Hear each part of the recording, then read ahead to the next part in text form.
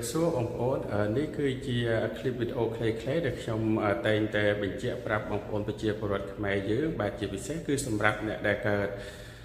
ជំងឺកាចបាទគឺជំងឺមហារីកបាទប្រហែលឆ្នាំក្រោយមកនេះគឺទូរលេខបាទសម្រាប់ប្រជាពលរដ្ឋខ្មែរយើងបាទអ្នកដែលកើតជំងឺមហារីកបាទដែលយើងហៅថាជំងឺកាចនឹងគឺមានទូរលេខបាទឡើងជាកំហិតបាទអញ្ចឹងជាពិសេសអ្នកដែលកើតច្រើនជាងគេគឺស្ត្រីបាទស្ត្រីដែលជាប់តាក់ទងជាមួយនឹងរូបរាងកាយរបស់មនុស្សស្រីបាទជា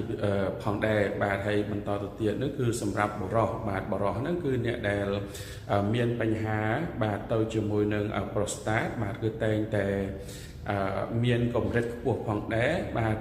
ក្រោយពេលប្រហែលឆ្នាំដែលខ្ញុំបាននៅជាមួយនឹង